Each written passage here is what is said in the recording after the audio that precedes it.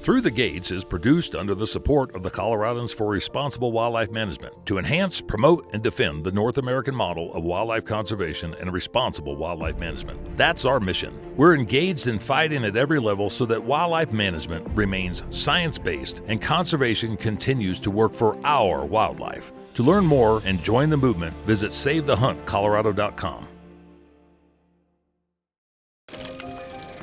The North American model of wildlife conservation is the greatest conservation model in the world. It's a success story that should be shared and celebrated because everybody is a part of it. We are at the Mile High Hunting Fish Expo in Denver, Colorado at the National Western Stock Show Complex, and this is the new venue that they've had. This is something that we've been able to turn around and try to do over and over the last couple of years. And so I'm Dan Gates, through the Gates to Save the Hunt, and I am privileged to say that we are sitting here with Laramy Sasquatch Miller. And Laramy, you are here as a vendor, Yep. as opposed to just a celebrity. Yeah, so I'm here. I actually own an outfitting business. I have for years, and I don't do as much TV as I used to. I'd rather take people out and put holes in things, so that's why I'm here right now. Well, you moved back from Montana back into Colorado, but you're originally from Colorado. Yeah, so I was born and raised in southern Colorado. I left chasing wild country, went up to Montana. You could still trap and do all kinds of cool stuff in Montana. And then I was there for 15 years, turned around and decided I wanted to go home. So I came back to Colorado 3 years ago. Well, coming home to Colorado is a different home than what you left. It 100% is. And that was a little bit of the deciding factor is, I hate seeing Colorado and the place that I grew up and my entire life, my family's livelihood. We've all been outfitters or, like I said, I've done TV for a long time.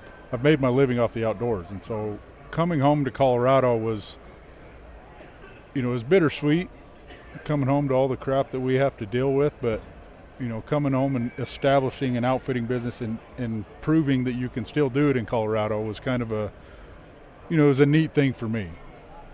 You brought your family up here. I did. Got a new addition to the family last year. Yeah, I've got an 11-month-old little boy.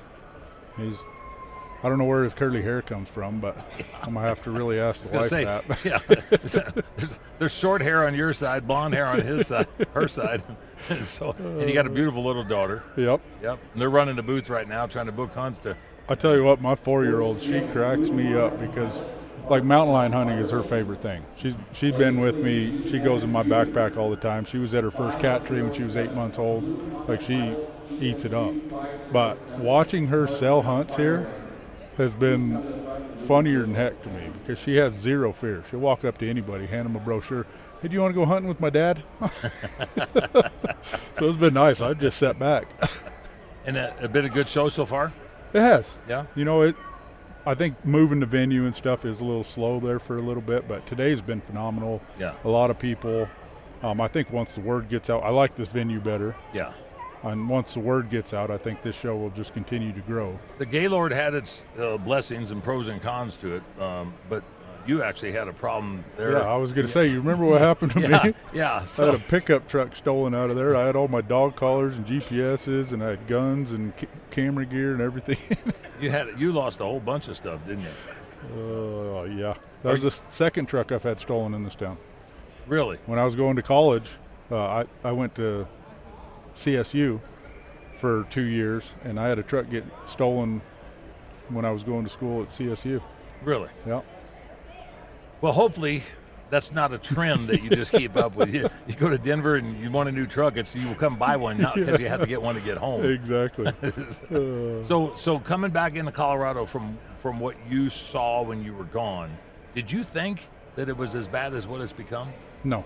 I didn't have any clue. I mean, I knew, I saw the way things were trending a little bit from afar, but I didn't realize how bad it really was and how, we were talking before this, how infiltrated, our entire system has people in there that they have zero care about wildlife. They have zero care about animals.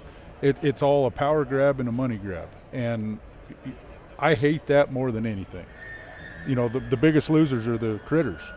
All you got to do is look at the wolves. Well, and everything's become such politically driven. It's to the point to where most people don't have a clue of what it takes to maintain a science-based wildlife management, ecosystem as it's used today. The biodiversity in the ecosystem. We got to use all these terms that everybody else is using and try to take it away. But what we have in the state of Colorado is something that a lot of people in a lot of states would like to have. Mm-hmm. Do you think people take it for granted here? Oh, 100%. I think it's taken for granted every day. We come from that demographic that hunting and the outdoors are a God-given right. They are, but everything God-given, you got to fight for. Well, it's kind of like the Second Amendment. Exactly. It's a constitutional right. And we hear things about the constitutional right to hunt and fish. The Second Amendment is being degraded and eroded as we speak. So it's not an unequivocal right. It's a right that can be chipped away and degraded and eroded to the point to where, is it really worth what it was? Or are you willing to stand up and fight for it? And I think when people talk about, it's my God-given right to be able to do this, well, it is, but it isn't in the sense to where there has to be some structure, some confinement, some regulation, and some ability to say when and how much and how you do it. But to be able to maintain that, you got to be able to stand up for it. 100%. I mean, you look at history. Doesn't matter if you go back to the Romans, you go back to the Indians and cowboys, everybody, it's always a power grab. There's always some demographic of people that want power over another. Always. And that's what, at the end of the day, that's what this is. Whether it's to try to take our guns, whether it's, the hunting, our trapping rights, the whole fur ban issue right now, it's all a power grab to see how much they can get. And it's just like raising a kid. The more you let them get away with, the more they're going to do. And if mom says no and they go to dad and dad gives it to them, that's kind of like what we're at in the state and federal government right now. They go to one form of government. Let's just say the Parks and Wildlife Commission. They say no. Then they go to the legislature. They say no. Well, let's try the ballot. They say no. Hell, let's go back to the commission. Exactly. It's like a little kid, just to your point. I get told no enough, but I keep asking and begging and borrowing and stealing. Somebody's going to say yes because they just get tired of listening to me. Mm-hmm. And I think that from the difference from when did you leave Colorado? In 2007. Left in 7, you were gone 15 years, roughly, turn around and come back in 22. What's happened since 22? I mean, you got involved with us on 127 for the mountain lion issue and the fur ban in the city and county of Denver, Ordinance 308. That was with like a year and a half after you got back. I actually came back in 23, towards the end of 23, and it was right as all that was going on. Just started. Yeah, and my whole livelihood, I was coming back to be an outfitter where my uncles and my grandpa and my dad had all outfitted. And me, I love to run mountain lions, and so all that stuff was hitting right when I came back. So, it was a big eye-opener for me seeing that and, seeing all the work that you've done towards that. It's humbling for me, and I wouldn't want to be in your shoes because I know how much. Your feet are too damn big. You couldn't get in my shoes anyway, and I got big feet, so. But I'm thankful that we have people like you still fighting that good fight. We've talked about a lot of this different stuff, but doing it the right way, I think, has kind of gotten lost too, because, just like those kids, we're starting to get mad. Yeah. And when you're mad, you make stupid decisions sometimes. Yeah. And I think that's the thing. We all need to take a step back and let the people like yourself give you all the tools that you need, whether it's financially, whether it's a voice, whether it's, promoting everything we can. Everybody that goes out hiking, everybody that goes out, hunting, fishing, into the outdoors, whether you want to go horseback riding, whatever you want to do, we all need to stand up for this because it's just slowly getting taken away. I mean, you look at Colorado, how long, when did they do away with trapping? 1996 was Amendment 14, which banned the utilization of foothold traps, body gripping devices, and cable restraint devices.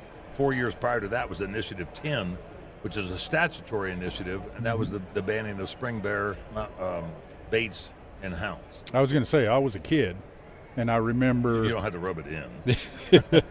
Because I wasn't. Yeah, but my dad was a big trapper, and, that used to be our pastime, and then all that happened around that time. I was influential. Luckily, I kept with it.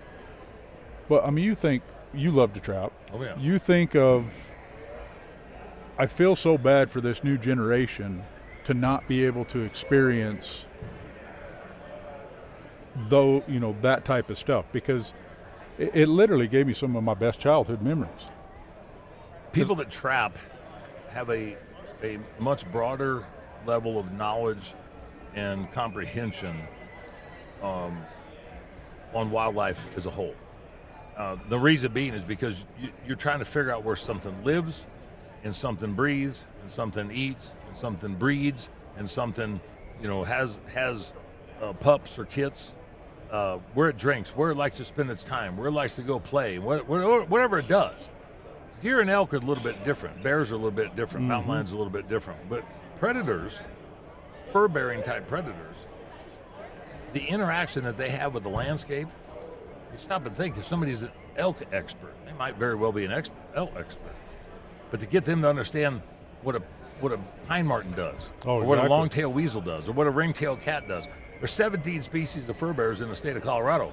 Most sportsmen can't identify the 17, and they don't know the tracks or the scat of the 17, and they don't know where they live or what they eat or what they do or all the stuff I just said. Mm-hmm.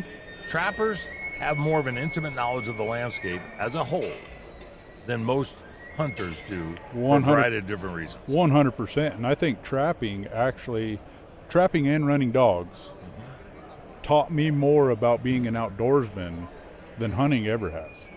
Because, like you said, the intimacy, like when I was running dogs hard, especially in Montana, because I tried to stay with my dogs at all times because of the wolves, because otherwise the wolves would come in and eat your dogs. Yep. But I got to learn, when you watch how a mountain lion hunts and their daily movements, if you pay attention, it will teach you how to be a predator yourself way better. When you trap, when you're watching how a coyote works a field or how a coyote works a ditch bank, when you're watching how these predators, I mean, it's their livelihood. They have to kill to stay alive. Yeah. When you're watching how they do that, it makes you appreciate and know so much more about your surroundings than you normally would if you go out with a rifle and shoot something. Yeah, why did the bobcat go to that rock pile? It's like, why did the chicken go across the road? Maybe he went there for food. Maybe he went there for shelter. Maybe he went there because his girlfriend was hanging out there. Mm-hmm. Maybe he just went there because of his normal pathway that he does every 21 or 30 days or whatever. I think that people that don't understand or comprehend that aspect of what trappers and houndsmen do, the ones that here that don't understand that, here at the Mile High Hunting Fish Expo, might have an appreciation for it. Yeah. But the ones that don't understand it, that aren't here, that don't care about any of that, they want you and I to stop it. They think we're bloodthirsty, knuckle-dragging Neanderthals out here because we want to do what we do. Let me ask you, Montana, did you trap? I did. Did you hound hunt up there? I did. Were you admonished or shamed from any of your peers that you lived in and around? I mean, did you have very rarely? Montana, when I first moved up to Montana, I mean, it was still, I don't want to say the Wild West, but it was Montana, what you would think Montana would be. Right. And but I noticed every year you got a little bit more of that left-leaning thought process, and you'd start getting people talking. I mean, I had a lady accost me one time at the grocery store because my dogs were in the dog box. I had too many dogs in the dog box. I had 6 dogs in a big full bed dog box. It wasn't too many. Yeah. But it slowly started. But I was already dealing with that when I left Colorado. Yeah. I was dealing with the shaming here, so it was a fresh breath air when I moved up to Montana. And then you had the series of Yellowstone come out. Oh Lord. And that changed a lot of people's ideology about a lot of different things when it came to Western lifestyle. Mm-hmm. Now, the storyline of what they said on there was often what we were living in today. Well, and it's exactly what happened in Montana. That was part of the reason I left Montana, is because you had all these people from the coast mainly, your Oregon, Washington, California. And look, you can't help where you were raised. I understand that. But that thought process is banged into them from the time they are so young that when they move to Montana, they might consider themselves a conservative. But you hear it nonstop. Well, we did this in California and it worked out pretty good. Well, no, it didn't. That's why you left. That's why you left. But, you look at the population in Montana. What is it? Doubled, tripled since right before COVID, since Yellowstone came out? Yeah. The cost of everything skyrocketed. The hunting has actually gotten way worse because our conservation agencies can't plan in advance, all the numbers of tags. Montana is so overhunted right now compared to what they have that it's crazy. I mean, you look, they just lowered the deer tag numbers, which they needed to do. But here's the thing is all the residents still get a deer tag, elk tag every single year.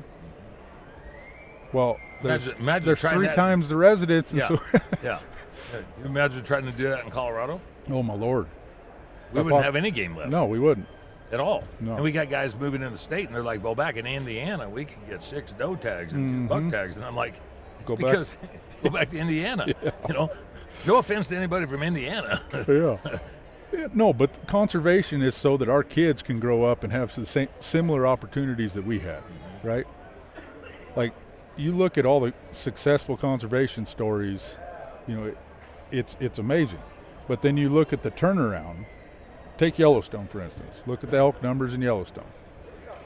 Gardner, Montana when I first moved to Montana, you could go watch giant 400-inch bulls come migrate down the mountain. You'd see thousands of elk. Now there's not even 2,000 elk left in the whole area.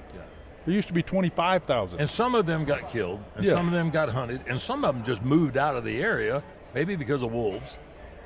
I sat on the stakeholder advisory group here in Colorado for the introduction of wolves, and you heard all these stories about how bad it was and how good it was and how different it was and how indifferent it was. I think what I've learned through all of those conversations is you look at things from rose-colored glasses when it goes your way, and you look at things through maybe a kaleidoscope glasses when it doesn't go your way. And then you got the glass half full and the glass half empty, the cliche terms. It's where you're at and what you do and how you interpret it and how you live. Yep. And we heard bad stories from people during that whole stakeholder process to the point to where you would almost be silly not to listen to what they gave you and what they were trying to convey. History repeats itself. Over and over and over. It's just a matter of whether does it do it on short notice? Does it do it on long notice? I'm not really sure, but talk about a little bit where you were guiding up there when you had your business. Were you accepted as you came in?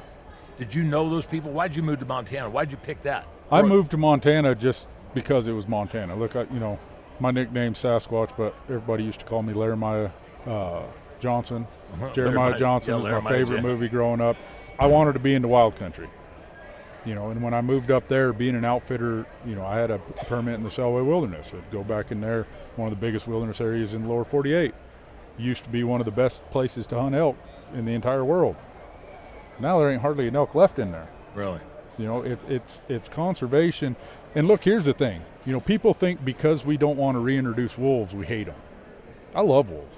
I think wolves are some of the smartest animals on the planet. Having tried to hunt them and trap them and seeing how that they operate, I think wolves are they're cool animals, super smart. But here's the thing, they have a place. It's not right for the wolf to be the one that suffers the most. And you look at what's happened in Colorado. They're being persecuted just for living, and it hasn't been through this extirpation campaign. Well, here's the thing, if they really cared about wolves, they'd have left them in Canada. Because in Canada, they have the amount of country to roam and run. And, look, it's come to a thing. I hate it as much as anybody, but our population, we have infringed on all these animals' home ranges to where we have to manage them.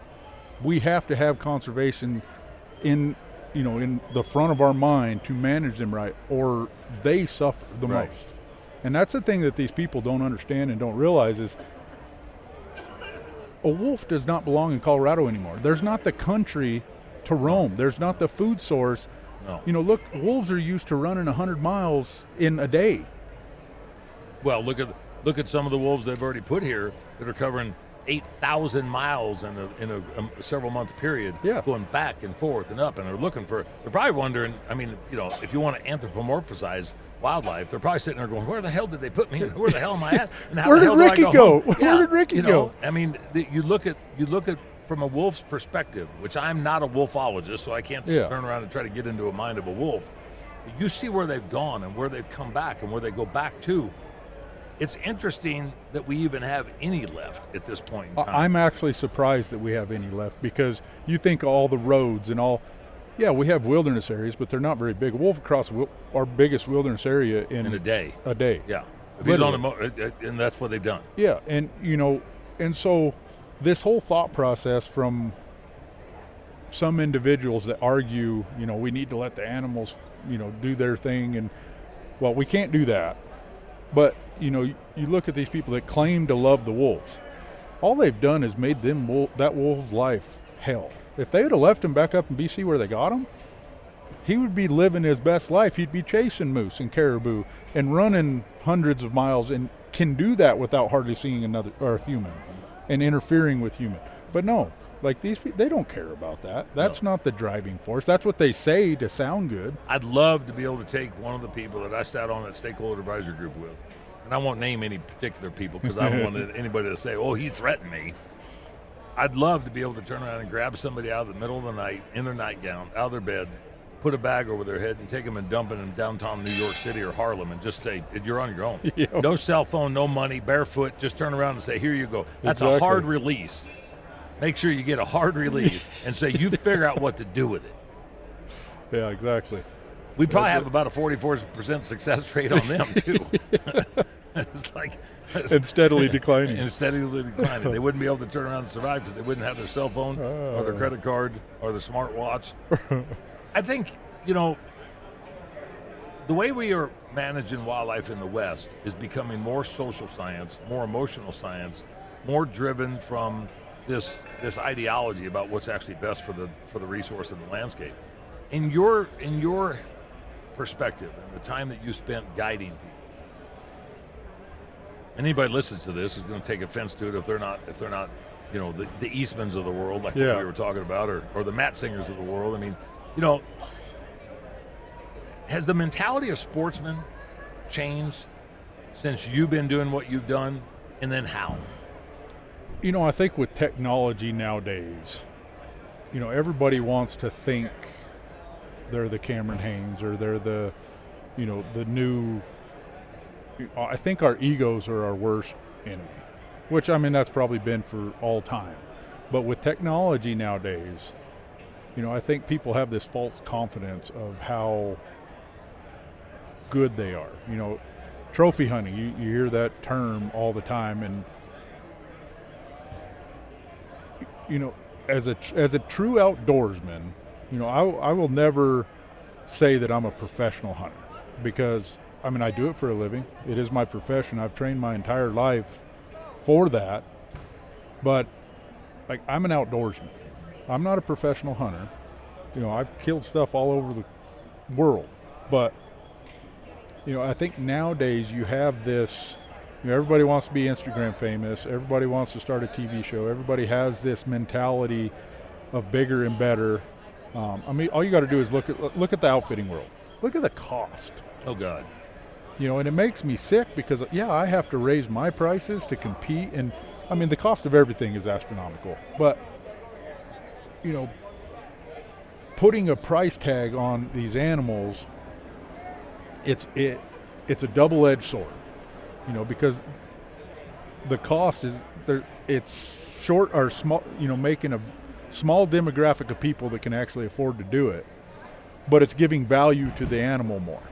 You know, so it's a double-edged sword there. You look at these governor's tags. You know, that's a huge hot topic. Oh, God. You know, the amount of money. Some states have banned it. Some states will turn around and try to figure out how to monetize it even more, but the huge amount of money. Yeah, I mean, it's the same guys that buy the same governor's tax all the time. Yeah. So there's a very small demographic. Yes, I love seeing that money going towards conservation, but what does it really go towards?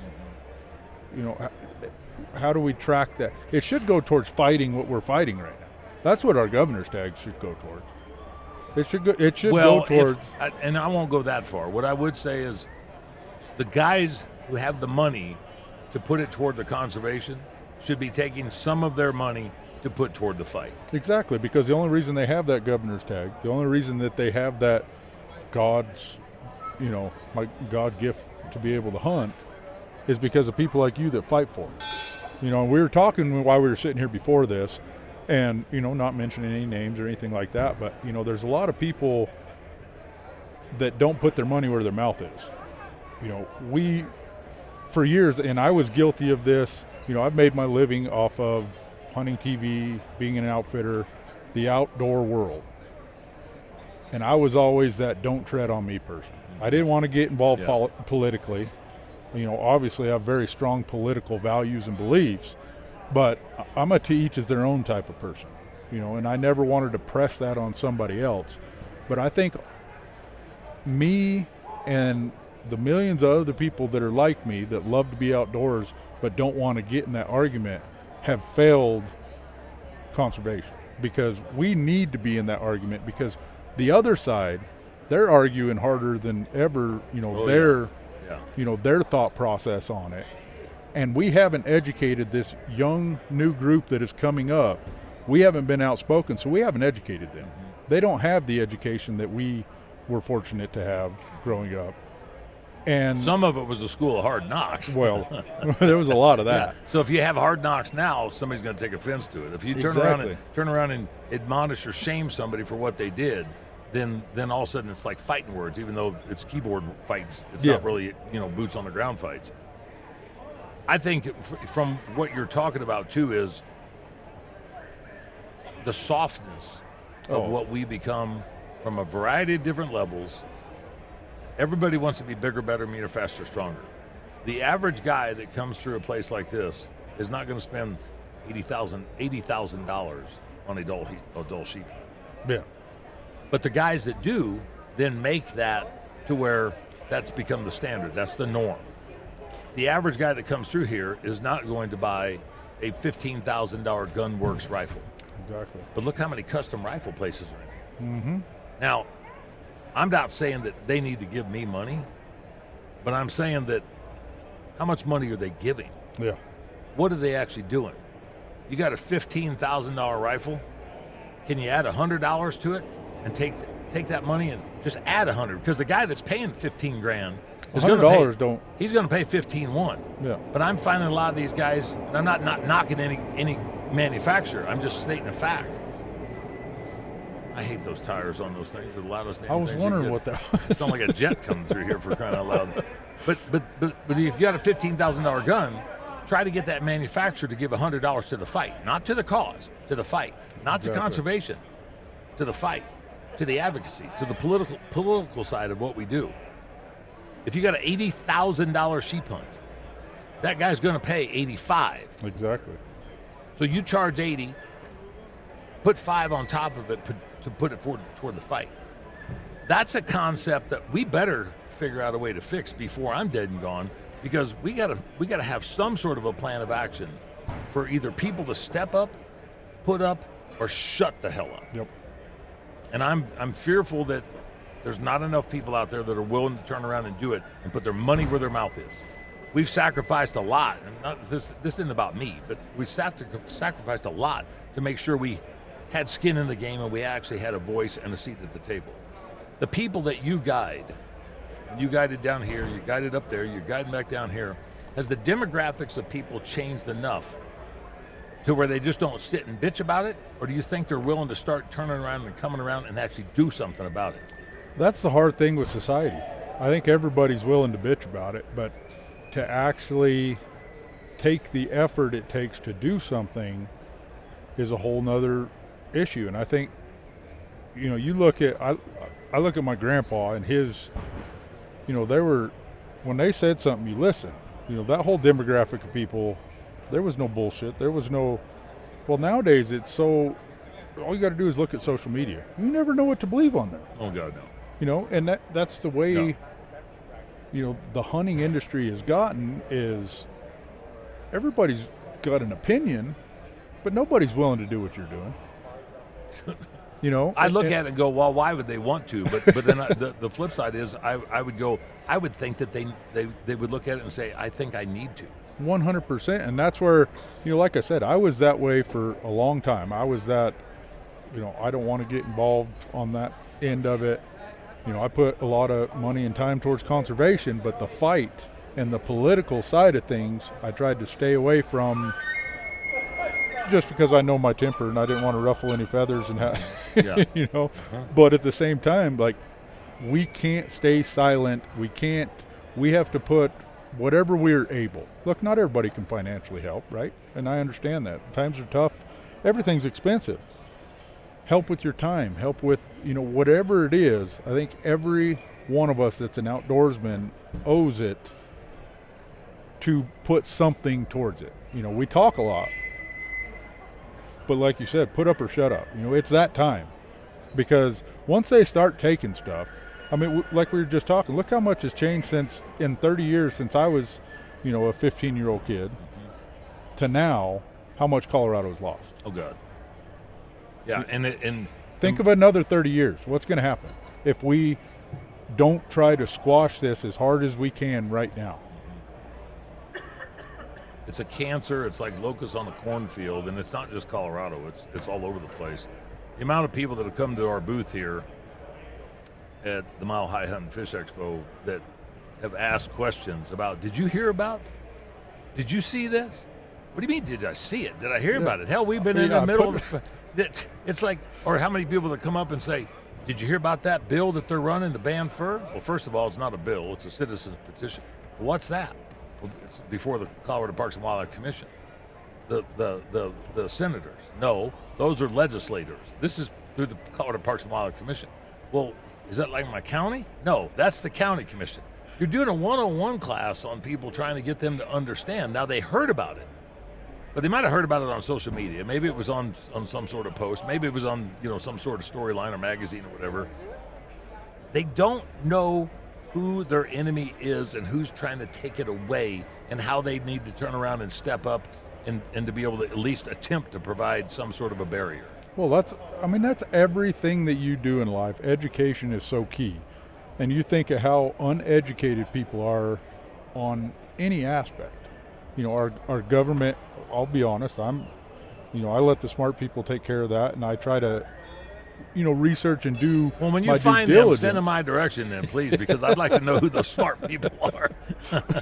But, I think that's a problem in this world, is we have too many people that are on social media but aren't educated. They see these bills, they see, whatever it is, a petition here, a bill here, this person said this person said that, but there's no real education. There's no, it's actually hard to find what's really going on. Well, we were selling fur here. People come up and go, boy, how are you getting away with that? You illegal sucker. I know. How am I getting away with what? The CPW guys are sitting right over here. I mean, I'm doing fentanyl and cocaine, I guess, too, because the fur all of a sudden just became illegal. Oh, they don't care about fentanyl and cocaine. No, you can do that. You get rid of the guns, get rid of the fur, get rid of anything that somebody doesn't want. If you're looking to explore your opportunities to hunt out west, maybe try Colorado. If you're trying to get information about bighorn sheep, elk, deer, private land, public land, maybe it's everything that you want to do as far as pack-in trips. Maybe it's just having a pack trip decided for you, and then when you get there, you just hunt out of a drop camp. Make sure you check out the Colorado Outfitters Association. Colorado Outfitters Association here in the state of Colorado has got a numerous amount of outfitters that are members, and they can supply you with whatever you're looking to try to acquire and what you want to do for the hunt of a lifetime. For more information, check out the coloradooutfitters.org. And make sure that you let them know that you heard about them with Through the Gates, and let them know that you're trying to continue to save the hunt in the state of Colorado. We always talk about supporting businesses that support our efforts to be able to save the hunt in Colorado. Well, the Colorado Shed Company in Penrose, Colorado, just outside Canyon City, is one of those partners. Colorado Shed has been building sheds in the state of Colorado for the last 10 years and is actually owned by sportsmen and women. They support the efforts of what the Coloradans for Responsible Wildlife Management has done, and they also support all the organizations that you're probably a member of. Whether you're looking for small modular type buildings, sheds for your property to store the extra hunting equipment, or maybe just to turn around and put that freezer in for all the meat that you've got, check out Colorado Sheds. They also do pole barns and can do custom manufacturing to whatever your heart desires. She sheds, man caves, it doesn't matter. Check out coloradosheds.com. In the world of throwaway furniture, the folks at Rustic Living are creating heirloom furniture the right way. Each of their over 3,000 designs start with hand-selected aspens, milled and kiln-dried in-house to ensure your piece, whether it's a bed, table, dresser, or anything else, lasts forever and beyond. Their artisans hand-sand, hand-fit, and hand-finish each piece. It's craftsmanship that you can see and feel. I personally own a number of the pieces and absolutely recommend Rustic Living to anyone who wants to turn their cabin or farmhouse into a true mountain home. At Through the Gates, we constantly talk about sustainable use of the resource. Rustic Living has a long-standing relationship with the U.S. Forest Service, hand-selecting stands and trees to ensure our forests remain healthy and your furniture lasts for generations. Rustic Living, right out of Alamosa, Colorado. Stop in on your next adventure through the Great San Luis Valley or visit their website at rusticliving.com. When you're taking guys out, Laramie, and you got, let's just say, 4 elk hunters, more often than not, are they all supportive of lion hunting with hounds? Or do you run into guys that are I think it's about 70 to 80% are supportive. You have a lot of people that, whether they think hound hunting is too easy or what, you hear all the different arguments, but that, I'd never hunt a mountain lion. And those are the most uneducated individuals out there. Because if you're going to go kill an elk or a deer and you're not willing to predator hunt too, you're a hypocrite. Yeah. Well, even if you don't want to turn around and try to oppose somebody else from doing it. Exactly. I mean, I think that's one of my biggest bitches and complaints is the fact that, I don't do that, so it doesn't bother me. Well, okay, what do you think these antis are going to do when they get done with 1 or 2 or 3 applications? That's just the start of it. Yeah, they go to something else. You saw in the most recent version of the Farm Bill on the federal level that came out, and it's got dogs and hound hunting in the Farm Bill that they snuck in, and people were like, well, I thought they defeated that in Colorado. No, that's the federal side. Yeah. Now you're dealing with the feds. But the undermining manipulation of legislators that are trying to sneak stuff through to the point to where nobody's going to pay attention to. Mm-hmm. It's just not on anybody's radar. That's how they start maneuvering and posturing themselves to get to a place of what they want to accomplish. And it doesn't have to be the first go-around. No. They know that if they get it, great. But if they don't, chip away and chip away and chip away. Well, and that's in every branch of government. I mean, you look at everything that happens. You look at our top tier of government whenever they're trying to introduce a new bill. There's always some bullshit thrown in the bottom of it, stuff like that they're trying to get through without people, they know that they can win on this, but let's see if they'll look over this. And, that's going to be there forever, and that's why we have to put the effort in to fight it. But man, I feel for you because it's so tiring. Oh God! You know what? You think of what our president deals with. It's the same thing on a bigger level. I look at that and I laugh because I'm not as important as the president of the United States, nor do I want to be. But I can tell you that what we see on our daily basis and what we had to fight, it's the same. The difference is that we don't have a team of thousands of individuals behind us to do all the menial work. We have volunteers, and we've got people that are helping us out, and we've got people that are willing to help support. Well, and that's the problem. Our whole thing, you look at the amount of money, like I was just at the SCI show, right? Yep. And I was talking to the president of the SCI down there, and he told me that there was over $500 million of business done in 4 days in that building. How can we not take, that's all for hunting, and granted SCI, that's worldwide, whatever. How can we not take a 10% of that and put it towards fighting the fight so that we can have people behind that. Like, I don't understand that. If I had the money, I wish I did. But and it's hard because some of these individuals that do have the money, how do you tell them, look, you need to, that's how we have to tell them, but I don't know the right way to go about it, the right answer. All I know is we all need to do better. But, you look at how much money is spent. How can we not figure out a way to get more money towards the fight? Do you want to keep fighting? Do you want to keep hunting? Do you want to keep fighting to hunt? Or questions that people need to turn around and look in the mirror at themselves and figure out, why do I do what I do, and what's it going to take for me to continually do it next year and the year after and 2 years and 5 years down the road? I think that, looking at the demographics of here, it's much different here at the Mile High Hunting Fish Expo than it is, say, at Sheep Show. Or SCI, yeah. Or SCI. Or this is similar audience, similar demographic as what you would get at the Western Hunt Expo. Mm-hmm. But there you've got the lower end guy, and I don't mean that poverty-stricken guy. Exactly. The lower end guy that says, I can hunt in a flannel shirt and blue jeans and a vest, down vest, because that's what I've always done. And I use a stock off-the-shelf Ruger or Remington rifle. And I got a Tasco or a Weaver scope, and that's good to go. Then you got the middle guy, and then you got the middle upper guy, and then you got the upper guy, then you got the upper guy. All of that takes this to be able to do it. But you know what? The interesting thing about this is the ones that are trying to take it away are trying to take it away from every single one of those classes. Exactly. It doesn't matter from the lower guy to the upper guy. It doesn't matter whether you use a flannel shirt, whether you're on a high fence ranch somewhere, whether you want to turn around and go to Africa or Kazakhstan, whether you want to shoot a $30,000 rifle, you want to turn around and get a trophy sable that anything over X amount of inches is $12,000 an inch. Doesn't matter. They want it gone. Well, and that's the thing you look at. We spend so much time in the outdoor world fighting against each other. Whether it's, I'm a strictly bow hunter, I'm a trad bow hunter, I'm a muzzleloader hunter, I'm a rifle hunter, I wear Kuiu, I wear Sitka. We spend so much time fighting and bickering between ourselves. If we'd put half that effort towards fighting to save the hunt, oh God, it'd be amazing. Yeah. I get a kick anymore. I'm getting to the point I want to make fun of people in a polite manner. but get them to understand. Standing over here yesterday, and the guy walks up and he's wearing his Sitka pants at the sports show.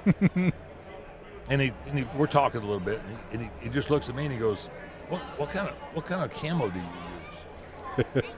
Now, I'm standing at the CRWM booth, and we got furs there for the CTPHA. But what kind of camo do you use? And I just looked at him and I said, "What kind of underwear do you wear?" He just kind of looked at me and grinned. I said, "What difference does it make? You're in a freaking hunting show here. It doesn't matter." I mean, but he's thinking that I have some secret of success because of maybe what I wear in the field. And I was just trying to get him to pay attention and say, maybe if you buy a hat for $25, we might be able to turn around and halfway fill a truck up. Well, not now. You got to buy a whole rack of hats. But fill a truck up. It takes money to make money. Mm-hmm. You mentioned the business side. You mentioned the sports show side. You mentioned the animal activist side. It all takes money to be able to turn around and do what we do. Yep. How do we keep doing it? And that's the biggest question. I think you guys at CRWM has done a great job of trying to unite and not alienate individuals. I think we get mad, and when we hear the word fight, a lot of people interpret that as, I have to, whether it's degrade, make these people look bad, or like education is the biggest key. And like you said, trying to all work together. We bicker and fight so much between ourselves that if we could just get, and I don't know how to do it. Like, how do we start? You guys have done a good job, but where do we go from there? Like, how do we get more people involved, more of this demographic on all phases involved? And I don't know that. answer. I mean, it's a Well, I think it's what we created with CRWM needs to be duplicated and replicated all over the place. And Robert Espinoza and some guys in New Mexico started an affiliate, so to speak, the New Mexicans for Responsible Wildlife Management. And guys in Nevada are talking about doing stuff, and Idaho as well, trying to get those guys to understand the value of an umbrella organization that benefits everybody. When you talk about the North American model, when you talk about the conservation side of all of it, as opposed to one species or one method of take, making sure that umbrella is there for everybody. But you come to a sports show like this at the Mile High Hunting Fish Expo, the umbrella is here. I would love, there again, talk about the big gun guys and saying you're selling a gun for $15,000. How about giving $100 or making the customer pay for it? You have the Mile High Hunting Fish Expo. This might be a challenge to Abe and Phil, but every person that walks in here has pays to pay an extra $10 or whatever the hell it is, and then that money goes to the state stuff that goes on to be able to turn around and do the fight, the Capitol stuff. We're fighting stuff on Monday morning at the Capitol. We fought stuff on last Thursday at the Capitol. We fought stuff last Monday at the Capitol. We fought stuff the Friday before at the Capitol, the Wednesday before at the Capitol. That stuff ain't free. exactly. And everybody that walks in that building down there don't pay to be able to turn around and do it. And 99% of the people that are in buildings like this, they don't go inside that building down there. So not to call anybody out, it's just to state a fact that if you don't have those mechanisms, those conduits that create an opportunity for engagement, you're not going to continue to have an engagement. No, and like I said, I think the engagement needs to be with all of us, not the bickering between outdoorsmen. And it's gotten worse and worse over the last few years. But we need to. You hear the cliche all the time. We're all in this together. It's truer. Yeah. Kinda. But it's no truer than outdoorsmen right now. I mean, every single one of us, whether it's a hound hunter, a bow hunter, we all, it's the same fight. And the more that we bicker with each other instead of putting our effort and our funds and, everything else towards that other side, I don't know how, you can't beat it into people's heads enough. They have to have a reason and want to. Exactly. And while we're on this subject, which we're not going to stay on this subject the whole time, but we're on this subject, it's easy to turn around and listen to somebody say, I don't have the time. Well, they got the same time in the day. We all run on a 24-hour clock. It's a matter of what you want to do. Whether you want to go to church on Sunday, or you want to turn around and go out drinking on Saturday night, or you want to be there for opening day of hunting season, whether it's on a Wednesday or it's on a Saturday. You make time for what you want. That's the thing. We're all here. Somebody can come here, but they can't turn around and go to a function to turn around and save the opportunity to be here and do this. I think that's the thing that frustrates me the most, because the amount of people that come up and anybody that's listened to this, and they've said this to us in the past, and they said, boy, we appreciate what you do. How about a little help? Well, I'm not doing it for them. I'm doing it for the cause. Yep. And if they want to be part of the cause, I think that's something we should capitalize on. Somebody walks up to me with $50 and says, I appreciate what you do. This is what I got. I don't have any time to do this right now, but it takes money to do every single aspect of what we do. Yep. And while we're here, this morning, I was on my way here, and I'm talking to legislators about a bill that's being run on Monday.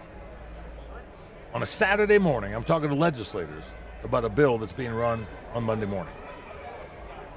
I don't get paid for that. I don't have the time for that. I'm coming here. But I made the time because it's something I have to do on Monday morning. And it's important to you. Well, and everybody else is either going to benefit or they're going to feel the repercussions of it. Yep. Let's switch gears. Your operation that you're doing, public and private land? Yep. I got both backcountry, drop camps, fully guided stuff. Do a lot of summer stuff. Trail Probably rides. use drones and helicopters and all the sorts. Oh yeah. Yeah. No, we're that old sort of transportation. A lot of horseback stuff. The way I grew up, I love. That's my favorite way to do things is jump on a pony and let's go. But then I've got a lot of private ground stuff. I'm dabbling and leasing some stuff in New Mexico. Yeah, got a lot going on. If you want to hunt it, I can set it up pretty much. Really? You do much in New Mexico as far as oryx and ibex and aoudad, or just I'll have my outfitter's license next year. You know, New Mexico is a tough one to get an outfitter's license in, but I'll have an outfitter's license, and then I can start doing that stuff. Right now, I work with the guy. We lease a couple of big properties down there, and you know, so we outfit that way down there. But starting next year, I'll be able to do a lot more. What's your preferred method of take to be able to take somebody out? Anything, or would you rather have something over another? You know, I love guiding archery hunters. You know, just especially elk. Elk's my favorite hunt as far as guiding, just because, I mean, being able to call elk is, I've loved it since I was just a little kid. But, you know, at the same time, I love guiding new people. You know, I could care less about killing anything anymore. That's not, you know, I got my hunting out of the way. I don't care. Well, I can't say that because I keep doing all this other crap. I'd like to be able to turn around and go hunting or something. Yeah, I mean, with the TV show, I was so fortunate to be able to go and do everything that I did that, you know, now I love seeing my kids and my wife and, you know, clients being successful. I killed a cow elk last year just for meat, but I haven't killed anything in 3 years because I've just guided and enjoyed that. You know, that's the experience is what I've always taken away from it. You know, I'll do it I'll guide until I fall over dead. You like predator hunting? Oh, I love predator hunting. You trap in here at all? You haven't undertaken I mean, I catch a coon here and there at the house, but you do a bighorn sheep? I guide bighorn sheep a little bit. You know, obviously I got to wait till somebody draws one. Yeah. But yeah, I mainly just do it there in the southwest corner. Being an outfitter in Colorado, you're allowed. You can just submit a deal to the Colorado to CWP to be able to guide anywhere in the state or the Forest Service. For anybody that draws a license. So I can technically guide anywhere for sheep, goat, moose, but I mainly just stick right Southwest. down there into that San Juan Southwest. Mountain country. Close to the reservations? Yeah, so I grew up in Ignacio down there, which is all Southern Ute Indian Reservation. And then you got the Hickory right to the south in New Mexico, and Navajo on the other side, and Ute Mountain Ute on the other side. So, you know, I grew up right there. And I'm actually a quarter Native American, and so, you know, kind of have family history in there. So it's cool because, like, that Southern Ute, they have done, growing up there, I disliked it very much, right? You know, being the tribe and growing up on the reservation. Now I'm so thankful for what they've done, you know, because they have actually put their money where their mouth is and tried to help in a lot of different ways with the community down there. But the one thing they've done is they've made it a little safe haven for me, because there's so many elk and deer, Really? you know, that there's 1,200 members of the tribe. They couldn't kill all the elk and deer if they wanted to, and nobody else can hunt it. And Does the reservation go into New Mexico? It's Colorado, New Mexico. It's only in Colorado. Yeah, the Southern Utes is just on the Colorado side. Right on the south side, you've got the Hickory right there. Okay. But yeah, you know, so it's made a like all my private ground is all bordered by Southern Ute tribe. Really? You taking the little one hunting? Yeah. Oh yeah. Yeah, he went into the backcountry this year. He was like 3 months old. Jumped on a horse and rode for 8 hours. breaking him in good. Yeah. Well, he rode for 8 hours into the backcountry, in and out. So when you did the television show, was that self-promoted and produced? No, so when I first started doing TV, you remember Kurt Gowdy? Yep. So Kirk's son Trevor was my partner for 10 years. Really? And he found me. I was guiding at a place in Taylor Park up by Gunnison. I was guiding up there, and I had guided for one of his TV shows that he sent out. And Trevor actually called me up a week later and sold me. He's like, hey, I want you to come take over as my host, my co-host for the hunting side. And back then the show that he had was called Quest for the One, and it was on Versus. And so I co-hosted Quest for the One for 2 years with him. And then I'm like, man, if I'm going to do this, I want to do it like I'm an all or nothing person. I can't do anything half-assed. I'm either going to do it all or I'm going to do it nothing. Doesn't matter if I'm drinking, doesn't matter what it is. Yeah. So I told him, I said, I want to get my own show. Like, obviously, I want you to produce it and do all the editing. I want to be the field producer, and I've got this idea. And that's when I created Sasquatch Mountain Man with him. And it's funny because I walked into the Outdoor Channel. The president of the Outdoor Channel back then was Jeff Wayne. And I walked in and I told Jeff, I said, Jeff, I want you to do me a favor. I want you to poll all your viewers. And if Jeremiah Johnson isn't in the top 10 of favorite movies, you don't ever have to talk to me again. I said, but if it is, I am the modern day Jeremiah Johnson. And I walked out. I was scared to death. It was at SHOT Show. Like 2 days later, I had a contract to do a new show and started doing that show, and did that for like 10 years on the Outdoor Channel. And then I branched out on my own, and I owned everything and did that for a number of years. And now I'm kind of, and I've guided the entire time, outfitted and guided, but now I'm back to where I started, all outfitting and guiding. Television is something you'd consider redoing again, or has it changed so much that it's not in your purview? It's unbelievable how much it's changed. I was actually talking with Ralph yesterday. He stopped by, and we were Cirillo. Yeah, yep. We were just kind of joking about, 15 years ago, you could walk into here and you go to any one of these bigger companies and you could get a sponsorship like that because you had a platform. You had, now, no way. They're not going to give you any money. No. I could demand a six-figure sponsorship, just because I had a show. It didn't matter if it was good or not. Now, because of YouTube and because of Instagram and how saturated that industry is, all these kids have gone and, they're so happy to do something, right. Promote the heck out of this company right. for a free backpack or for a free bow. Everybody's or a pro staffer. Exactly. Pro staffer this, pro staffer that. I'm like, you sell carpet. Exactly. No offense to the carpet guy, but you sell Toyota trucks for crying out loud. You're a pro staffer. It destroyed the industry, honestly. You talk to, I was fortunate because of Trevor. I had the #1 show on the Outdoor Channel for a number of years, viewership-wise. And now, the Outdoor Channel's nothing. No, that's like second or third tier compared to what people watch. Yeah, you got all the streaming stuff, but everybody on YouTube, everybody that has a cell phone is a YouTuber. Or an Instagram, they got an Instagram channel. Well, look at me. I've been told I'm an influencer more than I bet this morning I took 30 pictures with people at the booth. I love it. And I'm like, for one, maybe I need to get some pro staffers. So what do you want me to do? I need you to go to the Capitol. Some doppelgangers. Yeah, I need some doppelgangers. You get a pro staffer. You can be a pro staffer for CRWM. Come to the Colorado State Capitol Monday morning.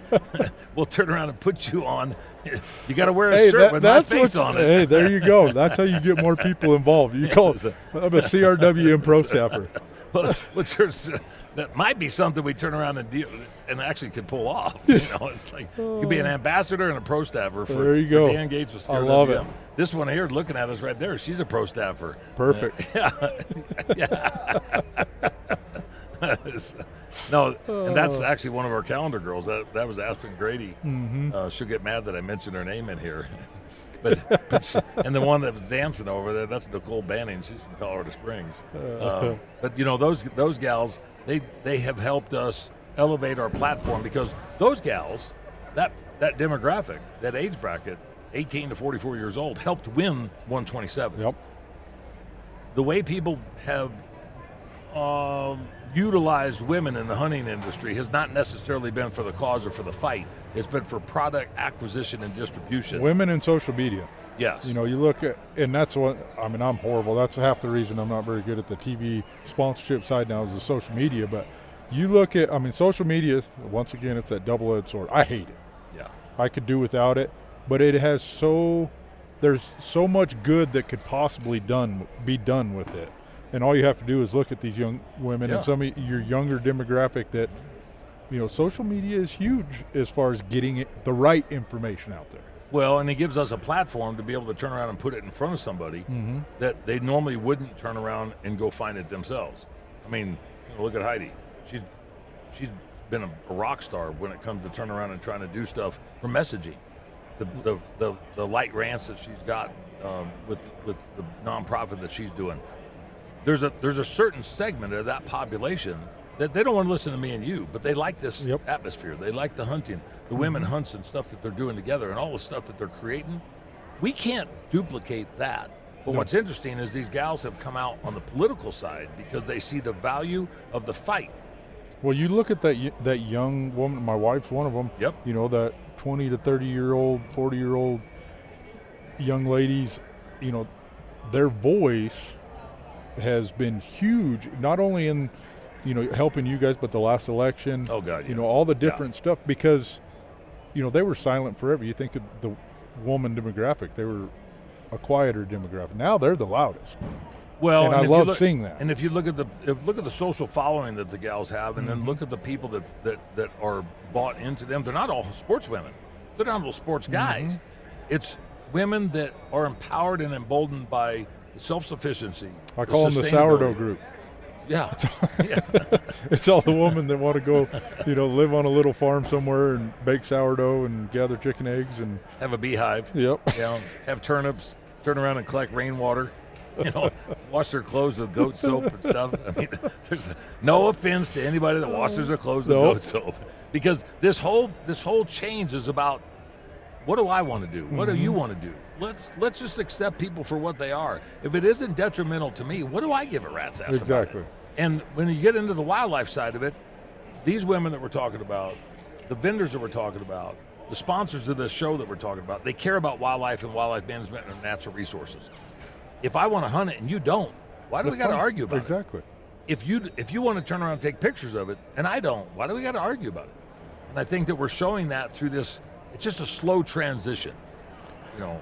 Well, and I think that's one of the best attributes that you guys have done with CRWM is, you know, united a big force of all the different individuals, because at the end of the day, I want my kids and my grandkids to be able to see the animals and experience the things that I've been fortunate. It's not going to be the same.